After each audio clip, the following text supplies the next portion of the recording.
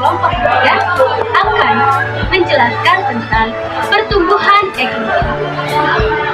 Saya adalah Asri Elena Christine.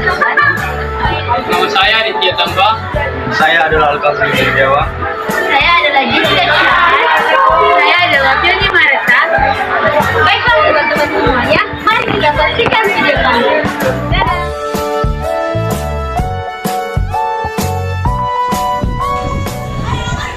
Hai teman-teman, perkenalkan, saya Asri Elena Christine.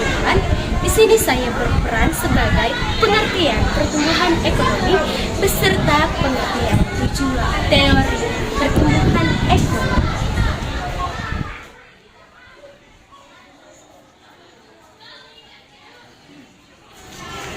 Kak, Iya, ada apa?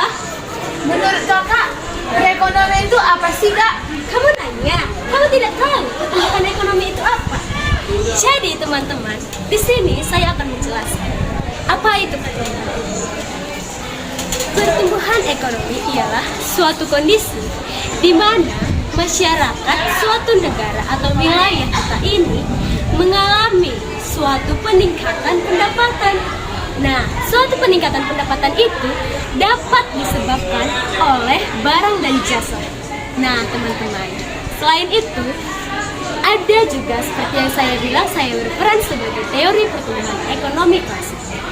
Jadi, teori pertumbuhan ekonomi klasik ini ialah suatu yang menyangkut hal berproses tentang produksi, distribusi, beserta konsumsi. Nah, yang ketiga ini ialah termasuk faktor dari pertumbuhan ekonomi klasik. Nah, sudah jelas bukan? Nah, jadi ada satu contoh yang mengatakan mengapa suatu negara itu mengalami penurunan pertumbuhan ekonomi. Jadi, suatu negara mengalami penurunan pertumbuhan ekonomi akibatnya adalah karena seiring bertambahnya populasi dari jumlah penduduk, sumber daya alam, beserta teknologi. Karena yang ketiga itu, maka pertumbuhan suatu negara dapat mengalami. Sekarang pelajaran kita tentang teori pertumbuhan ekonomi itu semakin menarik ya. Oh, yang ini ya contohnya ya, ada bahasa Inggrisnya kan?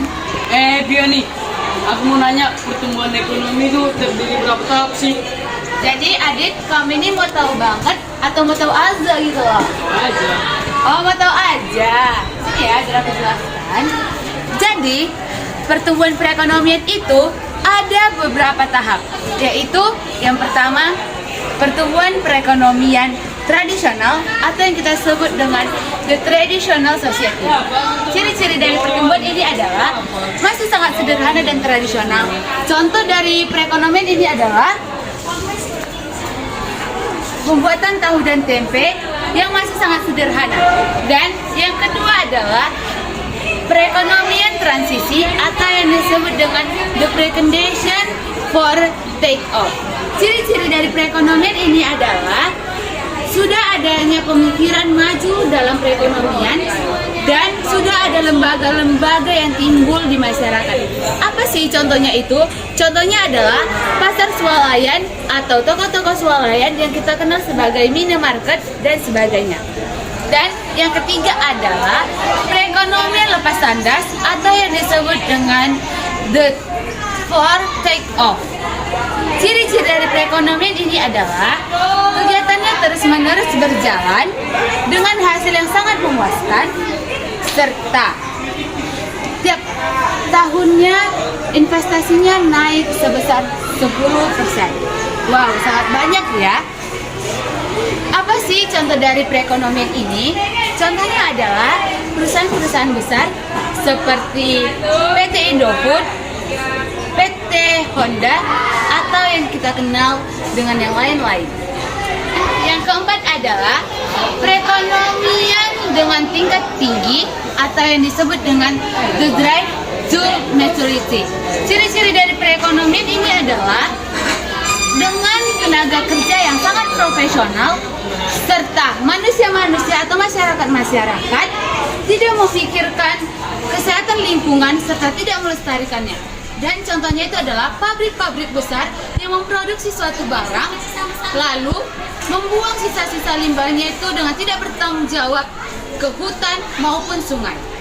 Dan yang kelima atau yang terakhir adalah perekonomian dengan konsumsi yang tinggi atau yang disebut dengan the age of high mass consumption. Ciri-ciri dari perekonomian ini adalah tenaga kerjanya sangat profesional dan terus berjalan, serta tujuan ini adalah untuk mensejahterakan masyarakat.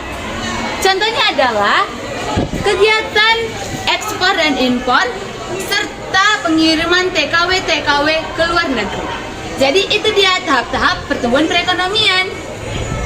Teman-teman, dari beberapa teori yang mengkaji tentang pertumbuhan ekonomi sangat penting loh.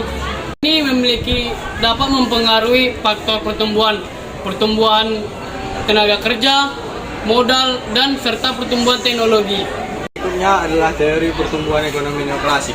Berbeda dengan teori pertumbuhan ekonomi sebelumnya, teori pertumbuhan yang satu ini lebih memperhatikan hal-hal yang mempengaruhi pertumbuhan ekonomi selain pertumbuhan penduduk seperti investasi, tenaga kerja, serta teknologi.